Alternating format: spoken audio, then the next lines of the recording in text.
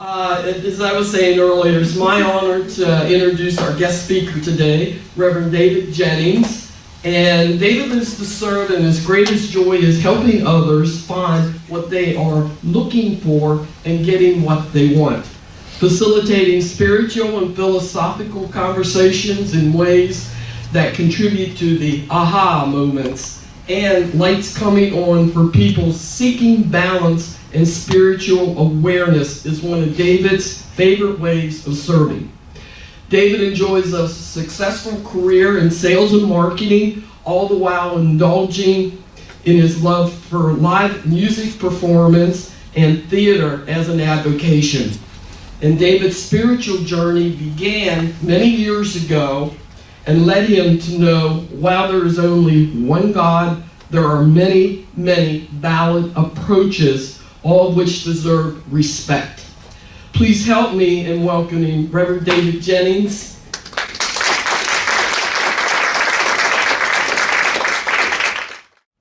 This is what I know. Until we as human beings are able to cut and paste complete thought paragraphs with full context, perspective, emotion, and conclusion. Until we can transfer complete ideas from one mind to another, straight from my head to your head, sadly, we have to communicate as best we can with the oh so primitive means of written and spoken word.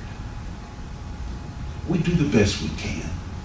But I don't know about you, but most of the disagreements and troubles and friction points that I run into in life can be traced back to communication and people hearing what they want to hear and managing expectations. Consider this science of mind point of view. The individual is empowered by speaking clearly about whatever condition is happening, and through that, coming to the awareness and the embodiment, the knowing that all there really is God. The one practicing must be able to look a fact in the face and know that all manifestations are mere effects and can be changed by changing the mental cause. From Science of Mind. Ladies and gentlemen, this is a very profound quote. And if you think about it, it really sums up our entire philosophy, if you really expanded on that. Let's focus. The individual is empowered by speaking clearly about whatever condition is happening. Now, we all understand and agree the power of the spoken word has to change things. It's also important to understand, in order to speak clearly about whatever condition is happening, one must see clearly and discern clearly what is actually happening. Now, let's admit it. Do we ever really know what's actually happening right in front of us? We think we do, but do we? Recall the 6 blind men and the elephant. Now, I'll bet 1 or 2 or 3 or 4 of you might not have heard this very, very old story, so I'll give you a short version of it. 6 blind men stood surrounding an elephant. They had been asked to, one by one, reach out, touch the elephant, and describe what the beast must be like, their experience of this creature. The first blind man reached out and he touched the elephant's side. The blind man said, "An elephant is like a wall, rough texture, solid and strong." The second reached out and by luck his hand hit the elephant's ear and he said, "Well, an elephant must be like a palm frond, or maybe like a leaf from a banana tree." Well, the third blind man reached out and on the way his hand hit the point of the elephant's tusk. And he said that an elephant is like a spear, sharp, pointed, and powerful and deadly. And so it went. The fourth reached out and touched the elephant's leg, likening it unto a tree. The fifth reached up and he hit the elephant's trunk, and of course that's very much like a serpent. And bless that poor sixth blind man who reached up and grabbed the elephant's tail and said an elephant is quite like a smelly old rope. All the while, the elephant patiently, stoically remains unchanged. An elephant. There are six blind men standing there, each with a completely different experience, different perception, a different conviction, a different knowledge of just what an elephant is. Each of them is correct.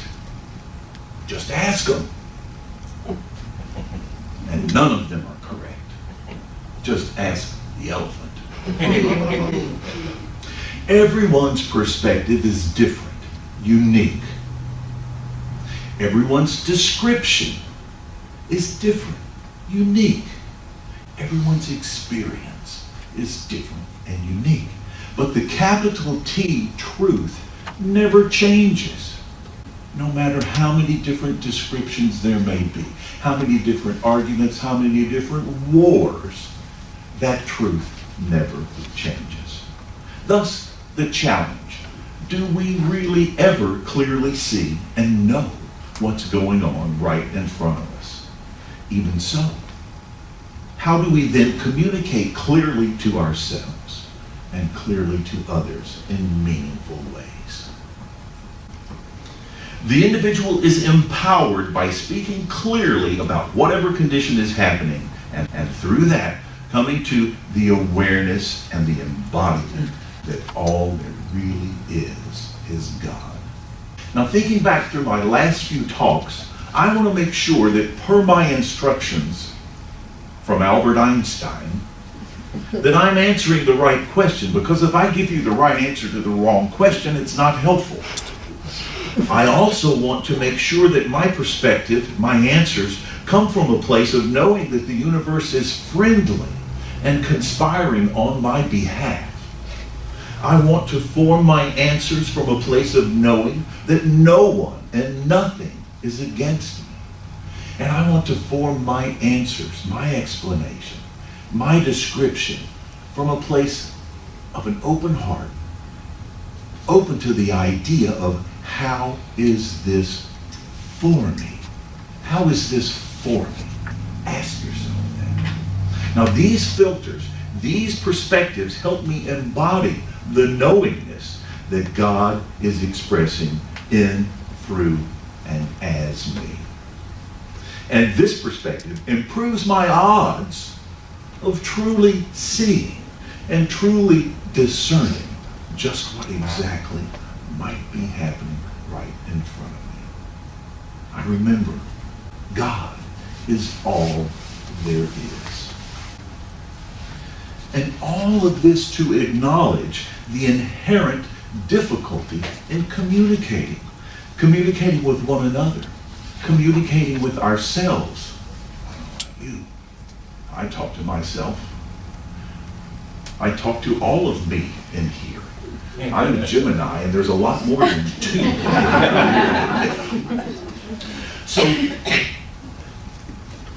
So the challenge in communicating with one another, communicating with ourselves, and surely communicating with Spirit.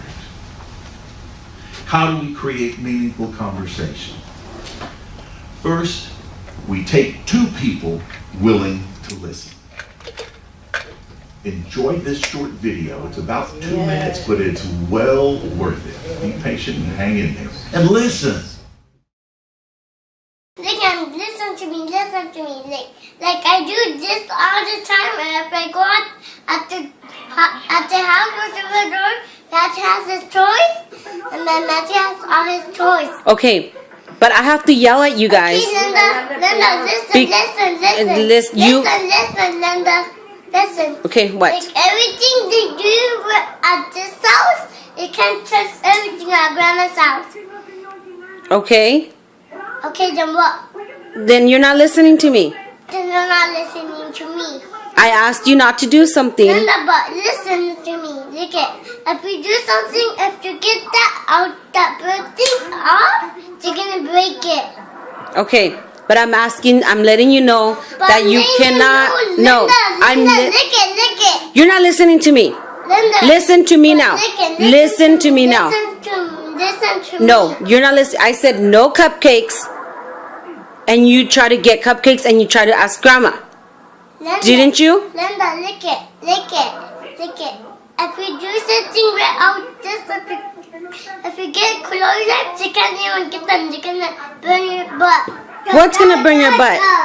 You and Kevin don't listen, so I have to give both of you guys pop-pows in your butt. But Linda, Grandpa's gonna give you peppers in the butt. No, he's not. Yeah. I have to. You don't want me to hit Kevin, or you don't want me to spank you? No. Why? Because anybody wants to spank me.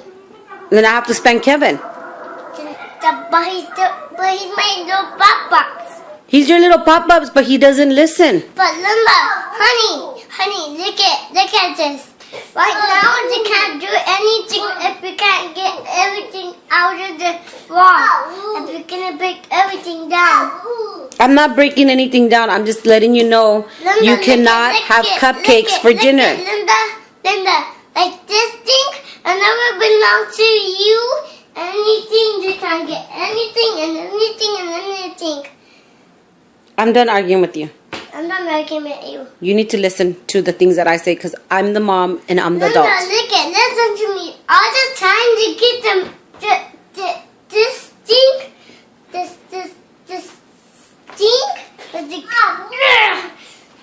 but you can't get I'm this, done arguing with you. Linda, I'm done arguing with you.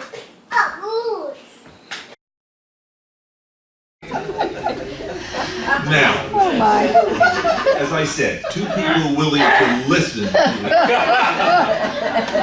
And just for the record, I do come from a different generation, and my mom came from a different generation than that, and there would have been blood. There would have been a headless 3-year-old. Pow! Two people willing to listen. So almost 10 years ago, a group of us from Cape Coral Center for Spiritual Living went to Chicago, the Embody Center for Spiritual Living, to a workshop on how to grow your center. And I came away from there with these two phrases echoing in my mind. They had used them over and over, and they are just really bumper sticker succinct, and I love them. And they talked about people come to your center looking for outrageous love and outrageous care. People are hungry for outrageous love and outrageous care. What is outrageous love? And how do you know it when it just happened? How do you know it when it's right in front of you? How do you know you just had an experience of love, of outrageous love, outrageous care? I wanted to know. So I did a survey, and I wanted it to be scientifically accurate, so I did a very strict regimen. I asked a bunch of people. How do you know when you have an experience and you're like, that was love? What was it? Did somebody tell you you're beautiful, that your hair is amazing, that dress sets off the color of your eyes? Did they make you a sandwich? Did they offer to pick up your laundry? Did they wash your car? Did they hug you? Did they hold your hand? Did they sit beside you quietly and say nothing? What constituted an act of love? How would you know when it did happen? And out of that scientific survey of a bunch of people, the most frequent answer I got by far was I felt loved when I felt like I had been listened to. More than half the answers that I got were of that nature. Listening is an act of love. Nonviolent communication practices teach that there are two kinds of listening. One is referred to as listening with jackal ears. Skeptical, defensive, formulating counterattack, listening for holes in your argument, weak spots, looking for opportunities to discount and poke holes in what you are saying. The other is listening with giraffe ears. Peaceful, compassionate, loving, tender, willing, patient, perhaps even looking for an opportunity to serve. Jackal ears, giraffe ears. Now, when you're talking with someone and you think about what you know now about jackal ears versus giraffe ears, it's not that hard to tell whether the person listening to you is listening with jackal ears or giraffe ears. Which kind of person would you rather converse with? Which kind of person would you rather be? So not only do I want to be sure that I am speaking from a place of knowing that the universe is friendly and conspiring on my behalf, I want to speak my answer from a place of knowing no one and nothing is against me. I want my heart to be open and receptive to how is this for me. All this helps me embody the knowingness God is expressing in, through, and as me. So I'm not just speaking, I also want to listen. I want to hear from a place of knowing that the universe is friendly and conspiring on my behalf. I want to listen and hear from a place of knowing that no one and nothing is against me. I want to listen and hear with an open heart, wondering, how is this for me? All this helps me embody the knowingness, to live the knowingness that God is expressing in, through, and as me. And this love that I feel, that God, unconditional love that God is expressing in, as, and through me, flows through to the people around me. It blesses me and those I come in contact with, those I'm conversing with. Listening is an act of love. The vast majority of people go to bed each night starved for recognition, hungry, starved for someone to listen to them. They want to be heard. Bette Midler famously said, "Let's have some wine and talk. I'll talk, you listen." 20 minutes later, she says, "Well, enough about me talking about me. It's your turn. You talk about me." People want to be heard with no judgment or correction, just heard. And primarily guys, but everyone, pay attention to this next one. You don't always have to fix it. Just because you hear of something that you could fix doesn't mean you're being asked to fix it, doesn't mean you have to fix it. You don't have to run to the garage and get a toolbox before they finish the sentence. Amen. Just listen. This is a big deal, guys. It's a big deal. Sometimes just getting it into the air and someone else sharing the thought is enough. Is enough. Active listening, listening with love, creates a heart-to-heart connection. When you really listen to somebody, they feel love right then, right there. And it's just instant. It's transforming. That. Stay with me. So active listening, eye contact, body language, patience, and feedback. Eye contact. Look at me. Look at me. Eye contact. It shows you're paying attention. It's a very active ingredient of quality listening. It says, I am focused on you and I care about what you're saying. I do an awful lot of my business on the phone, and if I really want somebody to listen to me, I say on the phone, look at me, look at me. All right. Look at me with your ears. Okay. And away we go. Look at me. Body language. Lean in and a slight smile and nod. I'm getting it. And then take the amazing wisdom of a puppy. Cock your head. Lean in, smile, nod, and cock your head. That's an exclamation point if I'm really listening. Be patient. Give them time to get it out in their own way. Some of us take our time. You probably can't tell I'm from Alabama. I have sped up. I've been down here 20-something years or so, but when I first got down here, I would introduce myself, and they wouldn't say, my name is, they would say, where are you from? Okay. Anyway, don't finish each other's sentences and don't answer questions before they're fully asked. Albert would tell you you might be answering the wrong question. Wait. It's respectful. Feedback. Give feedback to show you were paying attention. You might say, for clarity, would you say more about that part where, well, just yesterday, Vicki and I were in a place, we were shopping, and the guy says to me, I asked him about a particular speaker. And he says, well, you know, I kind of hate those, but at the same time, I love those. How could I not say, say more? Tell me, what do you mean?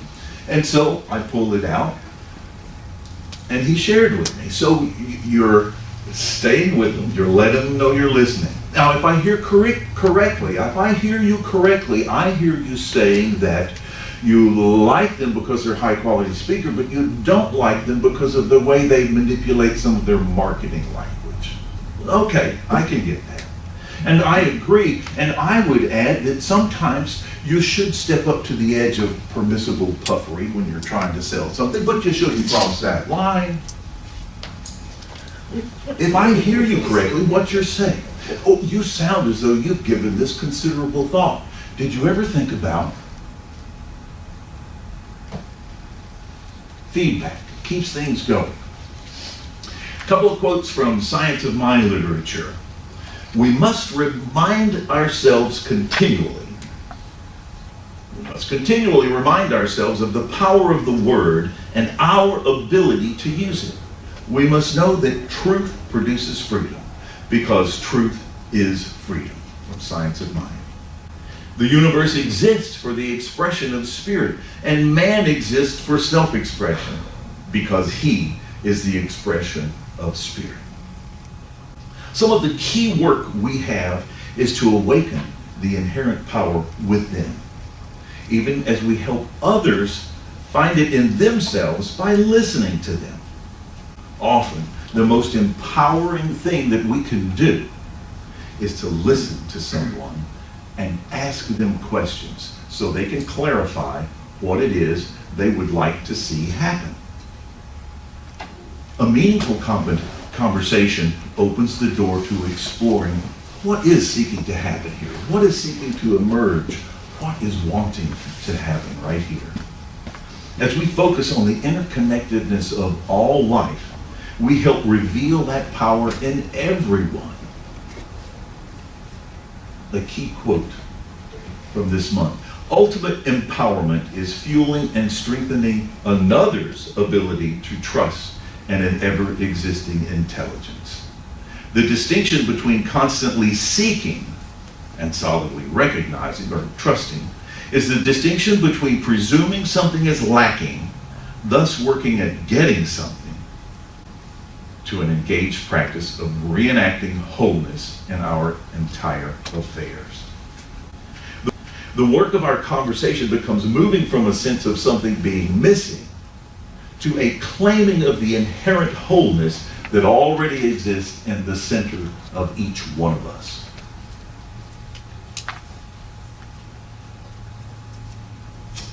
So in closing, we are the Centers for Spiritual Living.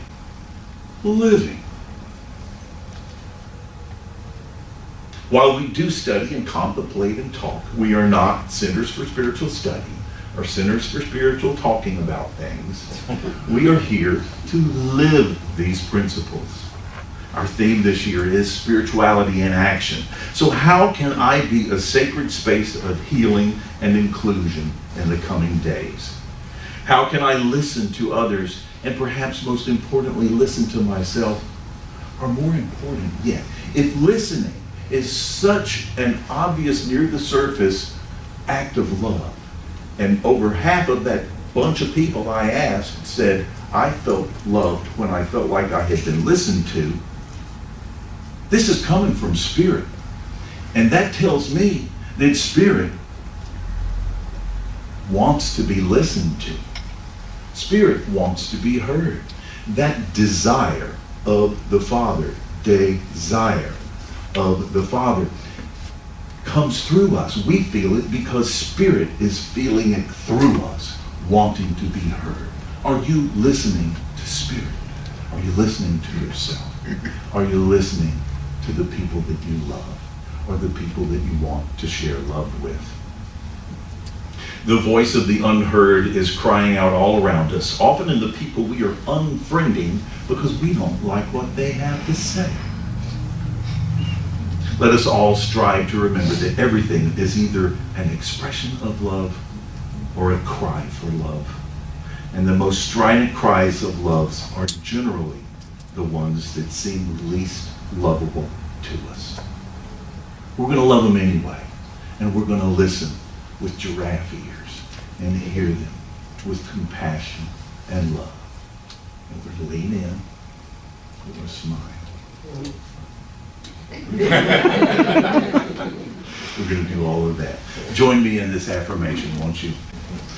As I listen with an open, loving heart, I find these unexpected dwelling places until I remember there is one of us. Let's take these thoughts and ideas into prayer. Knowing that there is one presence and one power expressing in and as the universe, in and as my life. God, the good, omnipotent. God, the good, unconditional love. One thing happening.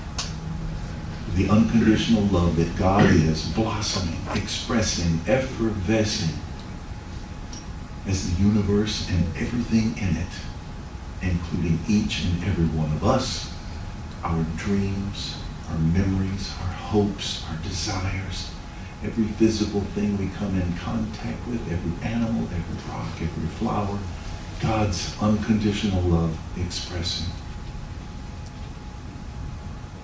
I am spiritually awake. I am spiritually aware.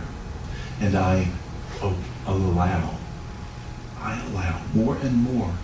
I open my beingness and allow this unconditional love that God is to express freely in, through, and as me.